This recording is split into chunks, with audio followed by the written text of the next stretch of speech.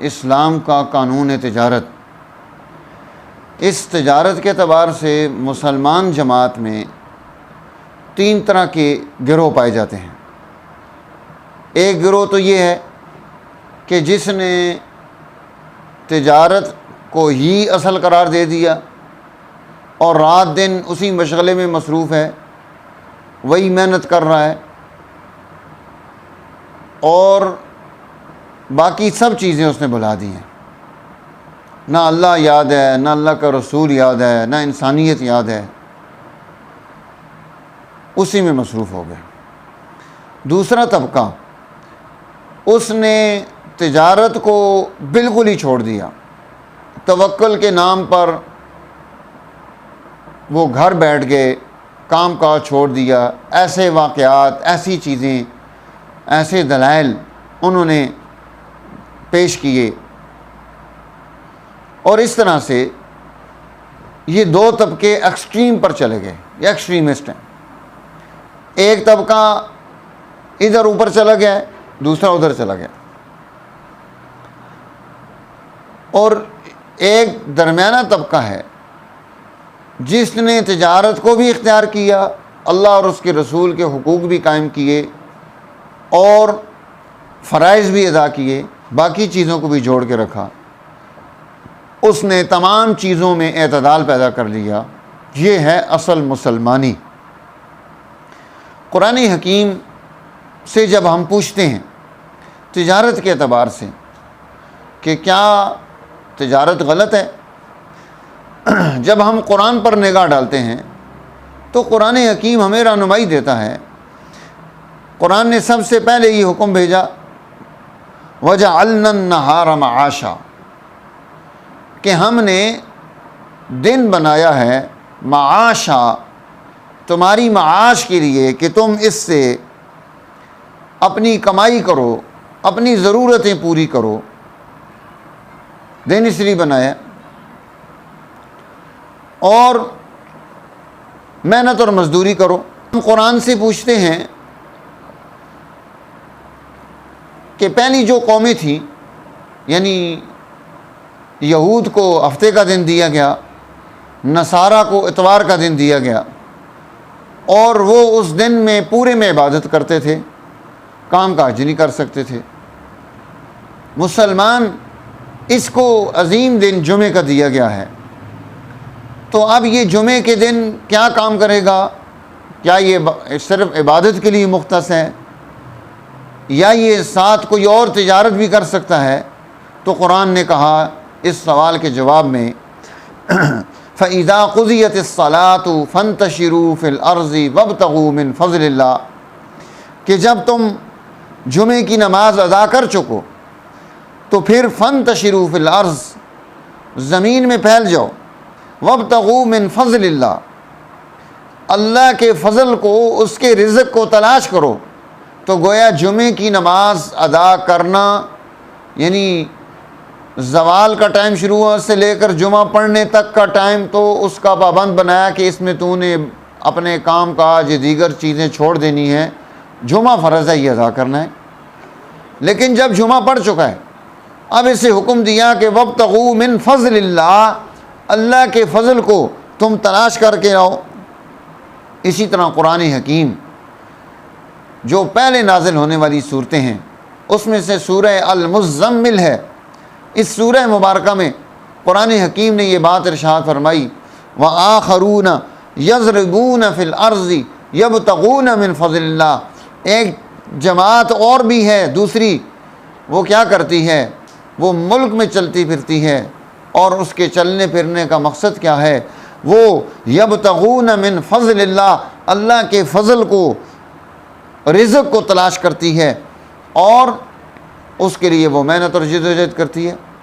جب ہم قرآن حکیم سے روزی کی تلاش کے اعتبار سے سوال کرتے ہیں تو اللہ جل جلالہ ارشاد فرماتے ہیں، وَلَقَدْ حَمَلْنَاكُمْ فِي الْأَرْضِ وَجَعَلْنَا لَكُمْ فِيهَا مَعَائِشَ قَلِيلًا مَا تَشْكُرُونَ، اور ہم نے تمہیں جگہ دی زمین میں اور مقرر کر دی اس میں تمہارے لیے روزیاں، تم بہت کم شکر کرتے ہو۔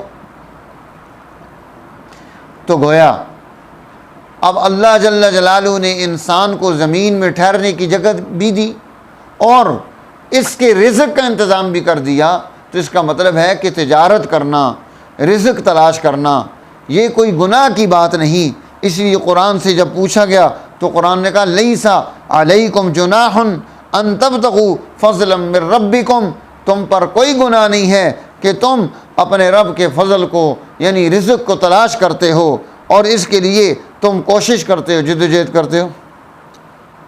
تو گویا قرآن حکیم ہمیں ان آیات کے ذریعے سے، ان دلائل کے ذریعے سے رہنمائی دیتا ہے کہ ہم کیا کریں، ہم رزق کو تلاش کریں، ہم رزق کے لیے محنت کریں۔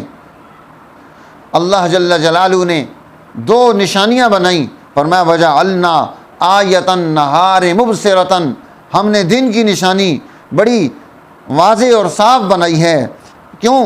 لتبتغوا فضلا من ربکم، تاکہ تم اپنے رب کے فضل کو تلاش کر سکو، تم اس کو حاصل کر سکو۔ اور پھر اللہ جل جلالہ اپنی رحمت کی، برکت کی، عنایت کی جو چیزیں بیان کرتے ہیں، فرمایا وَمِن رحمتہ، اللہ کی رحمت اور عنایت میں سے یہ بھی ہے جعل لکم اللیل والنہار، اس نے تمہارے لیے رات اور دن بنائے ہیں، لتسکنوا فیہ، رات میں تم سکون اختیار کرتے ہو، آرام کرتے ہو، سوتے ہو، وَلِتَبْتَغُوا مِن فَضْلِهِ، اور دن کو اٹھ کر تم اس کا فضل تلاش کرتے ہو، اس کی سعی اور کوشش اور جد و جہد کرتے ہو، لعلکم تشکرون، تاکہ تمہارے اندر شکر گزاری پیدا ہو جائے۔ پھر جہاں اللہ تعالیٰ نے اپنی نشانیاں بیان کی، ان نشانیوں میں بھی قرآن حکیم میں ایک جگہ اللہ تعالیٰ نے پورے رکوع میں ومن آیاتہ سے اپنی نشانیوں کا تذکرہ کیا ہے، فرمایا ومن آیاتہ منامکم باللیل والنہار وابتغاؤکم من فضلہ، اس کی نشانیوں میں سے یہ ہے کہ تم رات کو سوتے ہو اور دن کو اللہ کا فضل یعنی رزق تلاش کرتے ہو، مال حاصل کرنے کی کوشش اور جد و جہد کرتے ہو۔ تو اسلام یہ ایک مستقل قانون دیتا ہے تجارت کا اور رہنمائی دیتا ہے اس میں کہ ہم اپنی زندگی کی بنیاد یہ مانگنے پر نہ بنائیں۔ کہتے ہیں حضرت ابو بن ادم بڑے اولیاء اللہ میں سے گزرے، پہلے شہزادے تھے، پھر بدلے اور ساری چیزیں چھوڑ دیں، ترک کر دیں۔ ایک آدمی ان کے پاس آیا، اس نے آ کر کہا کہ میں رزق کی تلاش میں اپنے علاقے سے جا رہا ہوں، تو آپ سے اجازت لینے کے لیے آیا ہوں۔ اپنے اہل علم سے، اولیاء اللہ سے اور علماء ربانیین سے، نیک لوگوں سے رابطہ رکھنا اور ان سے اجازت لینا، اس کا اہتمام ہمارے پہلے بزرگوں میں موجود تھا۔ آپ نے فرمایا بڑی اچھی بات ہے، جاؤ۔ اب وہ وہاں سے نکل آیا، جب شہر سے باہر نکلا تو باہر نکل کر اس نے دیکھا، ایک ماجرا دیکھا کہ ایک چڑیا ہے اور وہ آتی ہے ایک درخت کے پاس اور آ کر وہاں وہ چوک ڈالتی ہے اور پھر واپس چلی جاتی ہے۔ اس کو تجسس ہوا، یہ درخت پر چڑھ گیا، اس نے دیکھا کہ وہاں ایک چڑیا ہے، تو اس کے دل میں یہ بات آئی کہ میں اپنے آپ کو اتنی مشقت میں ڈال رہا ہوں۔ اب جب یہ بات اس کے ذہن میں آئی تو اس نے واپسی کا راستہ لے لیا۔ اب پرانا دور تھا جب لوگ رزق کمانے کے لیے نکلتے تھے، 2 4 6 مہینے انہیں لگ جاتے تھے۔ وہ دیکھتے ہیں دوسرے دن تیسرے دن کہ جناب وہ صاحب جو اجازت لے کر گئے تھے وہ تو مسجد میں بیٹھے ہوئے ہیں۔ انہوں نے ان کو بلا لیا، ہاں بھئی تو اجازت لے کر گیا تھا کہ میں تو رزق کمانے کے لیے جا رہا ہوں، تو یہ واپسی کیسی؟ اس نے کہا حضرت بڑا عجیب ماجرا ہوا۔ جی کیا عجیب ماجرا ہوا؟ میں نے بڑی عجیب بات دیکھی۔ تجسس پیدا ہو گیا کہ کیا عجیب بات دیکھی ہے؟ کہ میں نے ایک نابینا چڑیا کو دیکھا کہ ایک بینا چڑیا اس کے منہ میں چوک ڈال رہی ہے، دانہ ڈال رہی ہے، اسے پانی پلا رہی ہے۔ تو میں نے سوچا کہ اللہ اگر اسے بھوکا نہیں مار سکتا تو مجھے بھی تو رزق مل جائے گا، میں خواہ مخواہ پریشان ہوتا رہوں۔ اب ابراہیم بن ادم خود بڑے اولیاء اللہ اور تارے کو دنیا ہو کر زندگی گزارنے والے، یعنی اپنی مرضی سے بادشاہوں کی اولاد ہے، لیکن سب کو چھوڑ دیا، اپنی رائے سے اپنی مرضی سے یہ نہیں کر نہیں سکتے تھے، صلاحیت نہیں تھی، ایسی بات نہیں، صلاحیت تھی، لیکن بقدر ضرورت و کفایت کام کرتے تھے۔ اب انہوں نے یہ نہیں کہا واہ واہ ماشاء اللہ کتنی زبردست بات کی ہے اس نے، اللہ پر کتنا بھروسہ ہے اس کو، اور یہ گھر آ کے بیٹھ گیا ہے۔ آپ نے اسے کہا دیکھو تمہارے سامنے دو قسم کی مثالیں، دو ایگزامپلز تیرے سامنے آئیں۔ ایک مثال وہ آئی کہ جو ہاتھ پہ ہاتھ دری بیٹھی ہوئی ہے چیز، نہ اڑ سکتی ہے، نہ جد و جہد کر سکتی ہے، نہ خود اپنا دانہ جمع کر سکتی ہے، نہ پینا جمع کر سکتی ہے۔ اور ایک مثال یہ ہے کہ یہ اپنا پیٹ بھی پال رہی ہے، اپنے پیٹ میں بھی دانہ ڈالتی ہے، پانی ڈالتی ہے، اور پلس اس دوسرے کی بھی خدمت کر رہی ہے۔ تو نے اس کی مثال کو تو اپنے لیے پسند کیا کہ ہاتھ پہ ہاتھ رکھ کے بیٹھ گیا کہ کوئی مجھے کھلاتا رہے گا کما کر اور میں کھاتا رہوں گا، لیکن اس کو پسند نہیں کیا کہ تو محنت کرتا، جد و جہد کرتا، کوشش کرتا، رزق حلال کما کر لاتا، اور اس رزق حلال کے ذریعے سے تو اپنی زندگی کی بنیاد بناتا۔ اس لیے انبیاء علیہ السلام، آپ جتنے بھی انبیاء دیکھیں گے، ہر نبی اپنے دور میں وہ کام کر رہا ہے۔ کوئی نبی تاجر ہے، کوئی نبی جو ہے زرع بنا رہا ہے، کوئی نبی جو ہے وہ دیگر دینی کاموں کے ساتھ اپنی معاش اور ضرورت کو پورا کرنے کے لیے اہتمام و التزام کر رہا ہے، اور اکثر نبیوں نے بکریاں چرا کر وہ اپنی روزی روٹی کا انتظام کیا ہے۔ اور اسی طرح جو ہے بہت سارے انبیاء علیہ السلام انہوں نے کھیتی باڑی کی، مختلف کام کیے، اور ان تمام کاموں کو کر کے انہوں نے اس سے اپنا رزق کما کر اللہ کے ساتھ تعلق بنایا۔ اب یہ چیز رکاوٹ نہ بنے، اصل چیز یہ ہے۔